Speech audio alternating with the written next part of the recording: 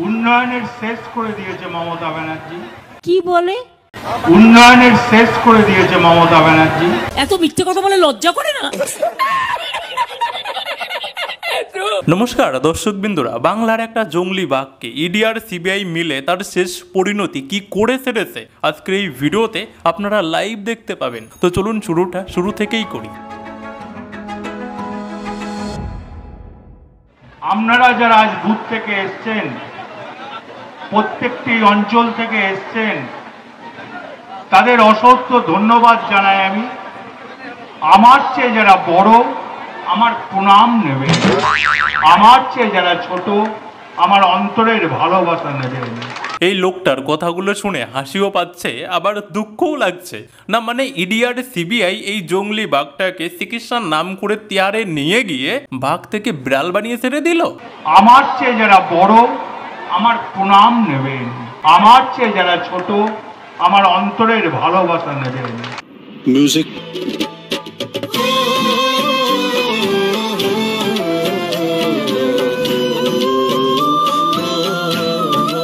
যে লোকটা পুলিশদের অফিসারদেরকে পর্যন্ত ওপেনলি হুমকি দিত।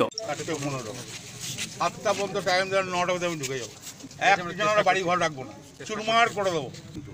সন্ধ্যার ভেতরে যদি অ্যারেস্ট না হয় আমি অন্য ঘটনা ঘটিয়ে দেবো। যে লোকটা একটা সময় পুলিশকে পর্যন্ত ওপেনলি বলতো বোম মারার কথা। প্রশাসন ভাবে নির্দলকে সমর্থন করবো, সেই প্রশাসনের পুলিশের উপরে বোম মারব আমি বলছি। যে লোকটা একটা সময় বন্দুকের গুলিকে নকুলদানা বলে বিরোধীদেরকে ভয় দেখাতো, যে বিরোধীদেরকে আমরা নকুলদানা দেব, সেই লোকটা এখন আজকে নিজের কর্মীদের সামনেই হাত জোড় করছে, হাত জোড়।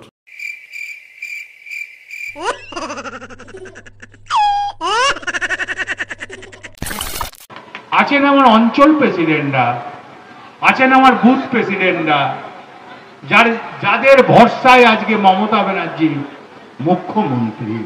আরে ও কাকা, ইডি সিবিআই সততার পথে তোমাকে চলতে বলেছে বলে তুমি আমাদের পিসিমণি যেভাবে আর কি বুথ দখল করে গুন্ডাগিরি করিয়ে ভোটে যেতে, তুমি সেই কথাগুলো ফাঁস করে দেবে? এটা তো ঠিক না কাকা।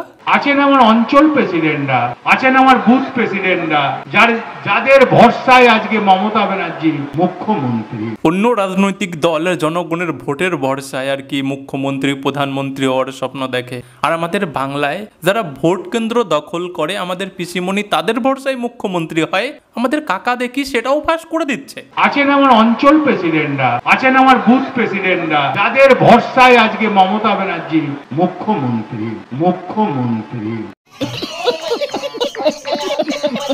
আমাদের কাকা বাবু একটা সময় বলতো যে তুমি যদি মাস্তান হও না, তাহলে আমাদের কাকা বাবু ডন।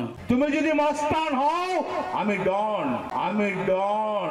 আর এই কাকা বাবু এখন নিজেকে ডন ভাবা তো অনেক দূরের কথা, তিনি এখন নিজেকে একজন পার্টির নেতাও মানতে চাইছে না। আমি আপনাদের মতন একটা কর্মী, আপনারা বুথের কর্মীরাই আপনারা দলটাকে বাঁচিয়ে রেখেছেন। আমিও সেই আপনাদের মতন কোনো একটা ছোট্ট কর্মী। আমি নেতা নই।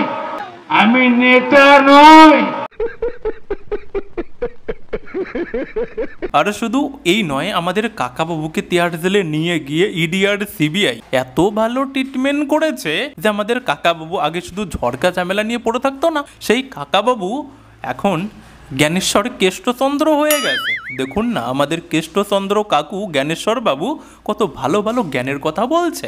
কোনো ঝগড়াঝাটি নয়। কার জন্য ঝগড়া করবেন? আমার জন্যে। কোনো হানাহানি করবেন না, কোনো ঝগড়াঝাটি করবেন না, সবাইকে নিয়ে চলুন, পাশে ডেকে নিন, কাছে টেনে নিন, তাতে ভালো হবে। দলটা আরো বৃদ্ধি পাবে, আরো উন্নয়ন হবে। কোনো ঝগড়াঝাটি নয়। কার জন্য ঝগড়া করবেন? আমার জন্য করতে হবে না, মন্ত্রীর জন্য করতে হবে না।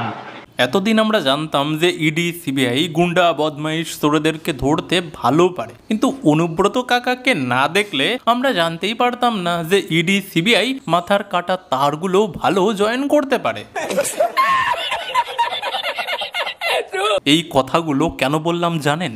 কারণ যে জ্ঞানচন্দ্র এত বড় বড় জ্ঞানের কথা বলছে না, সেই জ্ঞানচন্দ্র আগে কি করে এসছে তার এক ঝলক আপনাদেরকে একটুখানি দেখাই। সুটিয়ে লাল করে দেবো, নোংরামি বার করে দেবো। আর যদি কোনো সিপিএম, আবার হুঁশিয়ারি দিচ্ছি, চোখ রাগাবেন না, চোখ তুলে নেব।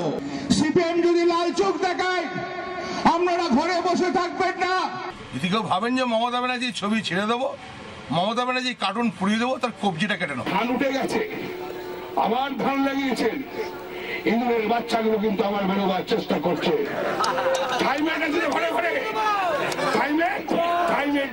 যে লোকটা একটা সময় এত বড় বড় হুমকি ধুমকি চমকি মস্তানি গুন্ডাগিরি করে আসছে, সে এখন হয়ে গেছে বড় মাপের জ্ঞানচন্দ্র।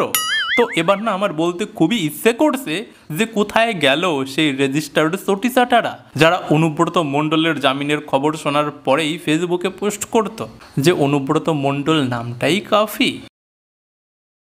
অনুব্রত মণ্ডল জামিন পেতেই যে চটিচাটারা বলতে শুরু করেছিল না যে অনুব্রত মণ্ডল নামটাই কাফি, তো সেই রেজিস্টার্ড চটিচাটাদেরকে এবার একটা ভিডিও দেখাচ্ছি। সেই ভিডিওটা দেখার পর যদি খুব জ্বালা যন্ত্রণা করতে শুরু করে না, আমার কাছে কিন্তু কোনো মলম সলম নেই, তো সেরকমভাবে নিজের দায়িত্বেই দেখো। আপনারা না জানা নন, মমতা ব্যানার্জি জন্ম থেকে মৃত্যু পর্যন্ত প্রকল্প আছে, মানুষের স্বার্থে করা আছে প্রকল্প।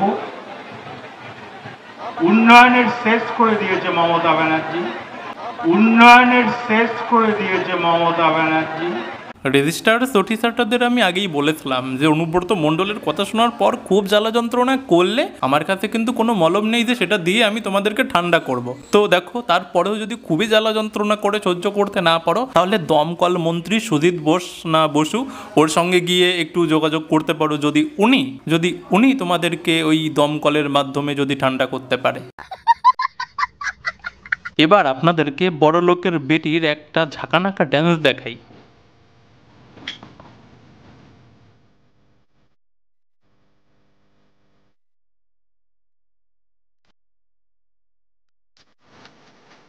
এ হলো বড় লোকের বেটি, আর এত বড়ই বড় লোকের বেটি যার বাপের বর্তমানে সামান্য কিছু লোকেরও নাকি খাওয়ানোর আর্থিক অবস্থা নেই। এটা বিরাট ব্যাপার। দাদা পুজো 4টে দিন আপনি কিভাবে কাটাবেন এবারে? আমি আসবো মায়ের কাছে 12টা 12:30টায়, মাকে প্রণাম করবো, মায়ের পুজো দেখবো, চলে যাবো। দাদা খাওয়া দাওয়া এবারে একটু অনেকেই জানতে চাই দাদা কোন না, আমি খাওয়ানো দাওয়ানো এবারে আমার খাওয়াতে বেশি ভালোবাসেন, কিন্তু আমার আর্থিক কন্ডিশন সেরকম। অনুব্রত মণ্ডল কি বললো শুনলেন? বলছে যে তার আর্থিক অবস্থা নাকি সেরকমের নেই। খাওয়া দাওয়া এবারে একটু অনেকেই জানতে চাই দাদা কোন না, আমি খাওয়ানো দাওয়ানো এবারে আমার খাওয়াতে বেশি ভালোবাসেন, কিন্তু আমার আর্থিক কন্ডিশন সেরকম। যে লোকটা প্রতি বছরের দুর্গাপুজো এবং কালী পুজোর সময় ঢেলে খরচা করতো, ঢেলে টাকা পয়সা খরচা করতো, এলাকার লোকেদেরকে সেই রকমের ভুড়ি ভোজ করাতো, সেই লোকটা আজকে বলছে যে তার নাকি সামান্য কয়েকজনকে, এলাকার কয়েকজনকে খাওয়ানোর মতো সেরকমের আর্থিক অবস্থা নেই। খাওয়াতে বেশি ভালোবাসেন, কিন্তু আমার আর্থিক কন্ডিশন সেরকম। তো এবার তৃণমূলের শিয়ানা চোরদেরকে না একটা কথা বলে দেই, কান খুলে শুনে নাও। দেখো, তোমরা তৃণমূলের থেকে যে যত বড়ই শিয়ানা চোর হও না কেন, কোনো চিন্তা নেই। ইডি সিবিআই যেদিন তোমাদেরকে ধরবে না, সেদিন শুধুমাত্র তোমাদের সম্পত্তি টাকা পয়সাই তুলে নেবে না, অনুব্রতর মতো গায়ের চর্বি পর্যন্তও তুলে নেবে। তো দর্শকবৃন্দু, আজকের মতো ভিডিওটা এখানেই শেষ করলাম। আপনাদের কোনো কিছু বলার থাকলে কমেন্ট বক্স অবশ্যই লিখবেন। আগামী ভিডিও কাকে নিয়ে বানাবো সেটাও কমেন্ট বক্সে আপনারা লিখুন, যদি সম্ভব হয় তাকে নিয়ে ভিডিও বানিয়ে দেবো। আর যারা ভিডিওতে লাইক করেননি করে দেবেন, আর যারা গত ভিডিওটাও দেখেননি যদি সময় থাকে পাশে দিলাম, অবশ্যই দেখে নেবেন, ভালোই লাগবে। তো সবাই ভালো থাকবেন, বাই।